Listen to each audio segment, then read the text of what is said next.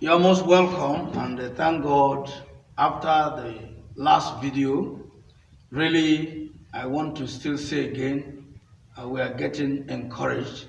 A lot of people have been looking forward to seeing the continuation. By the grace of God, today we will continue with our series, Doors to Blessing. And today we want to see if we can take all the doors.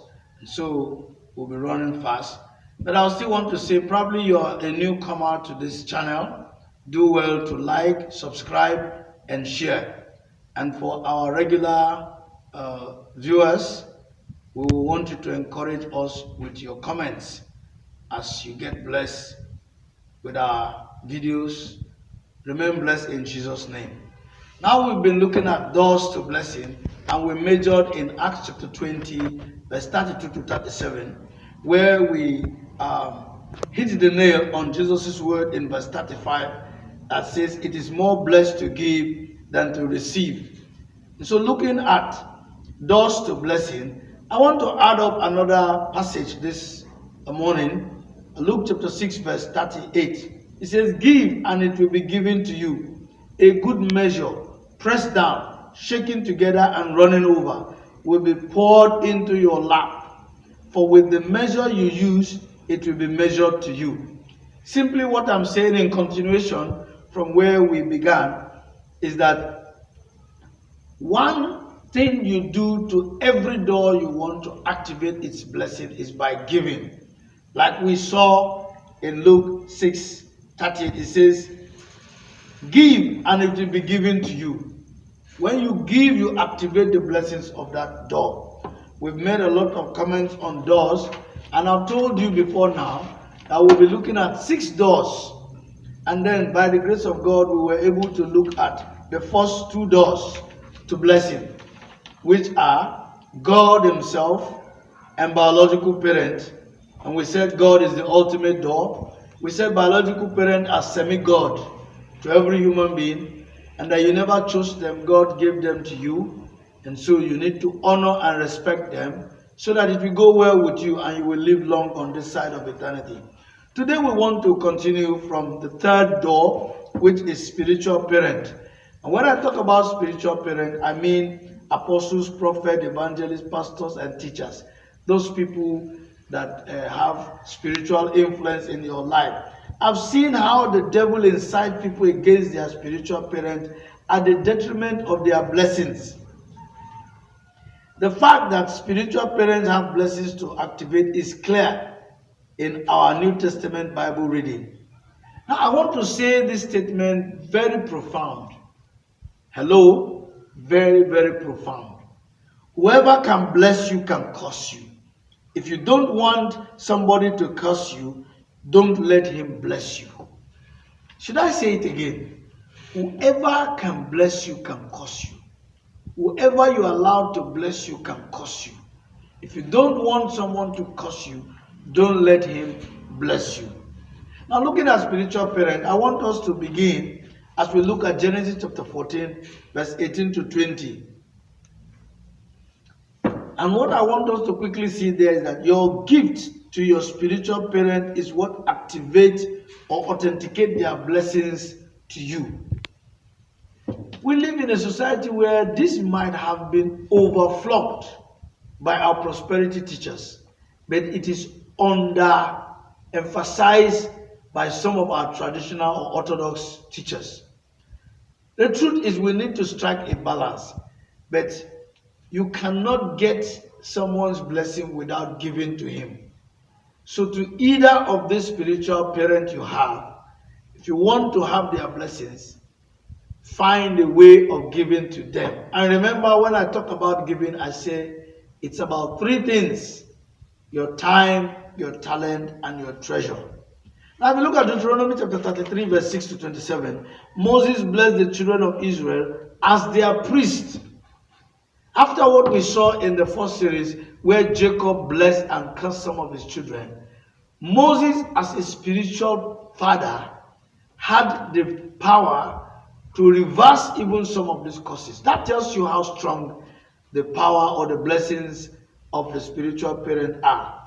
Spiritual parents are the only ones that can reverse biological parents' curses. That means they can also overturn biological parent blessings.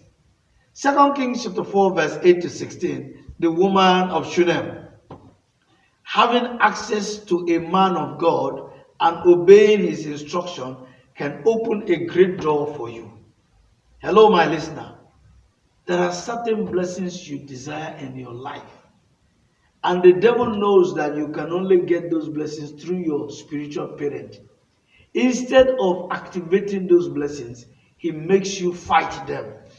I pray God will open your eyes so you don't fight them. Instead, you honor them, you obey them.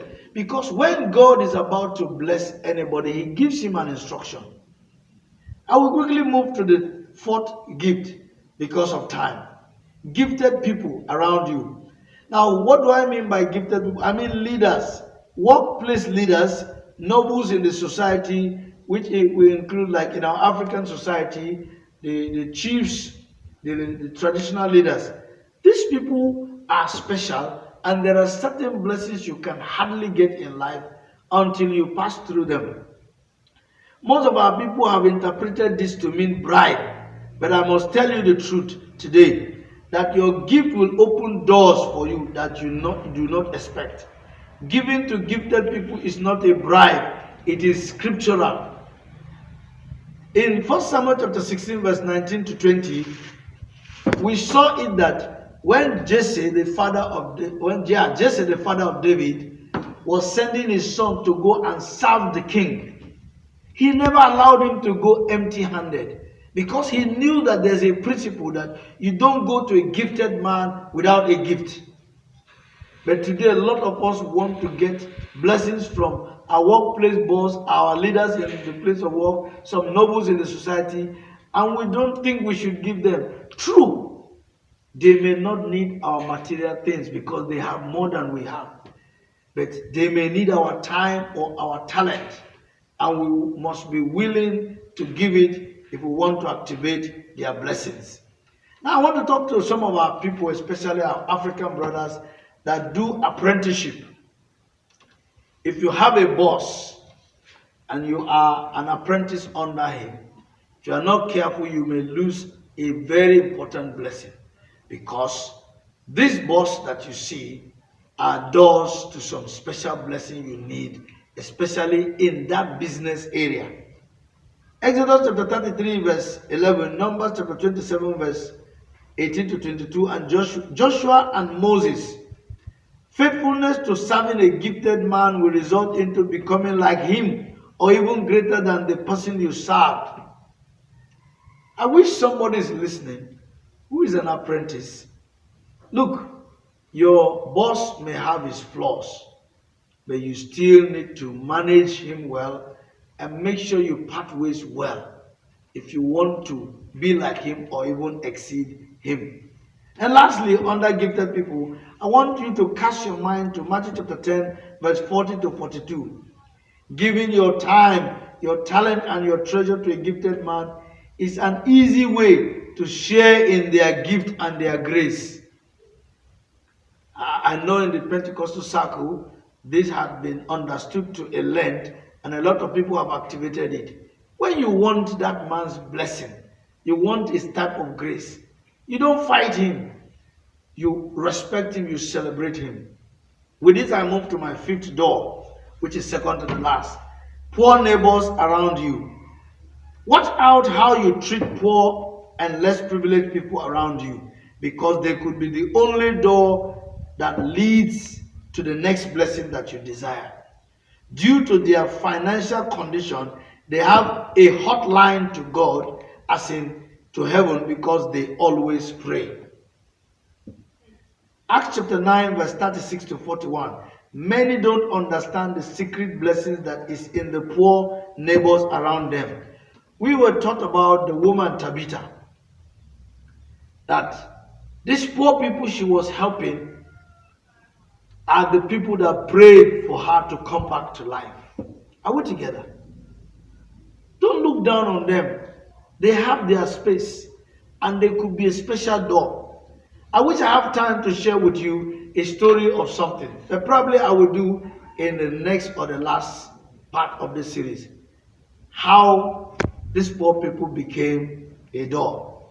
Now, lastly, the last door, relative and friends. That one is also like the poor people around. But many people miss certain blessings when they neglect their relatives and their friends. And so they eventually lose a lot of blessing. Relatives are divine friends that you don't choose, but God gave them to you. While friends are people you relate with, either based on mere choice or sheer interest, or by divine orchestration. These two groups of people can make or mar you. Be careful how you relate with them. Then finally, 1 Timothy chapter 5 verse 8, how you treat friends and relatives will affect how God blesses you. Hello? I said there is an interplay in all of these doors. We're talking about the last door, and it is taking us back to the first door. I pray that the Lord will help us to know the door we need and grant us the grace to open that door. I trust that, my listener, you will pray and God will help you. By so doing, you will not miss out your special blessings this year. Remember to press the like button, subscribe if you have not, and to share this video. It will be a blessing to the people you will share with. Thank you, and remain blessed in Jesus' name.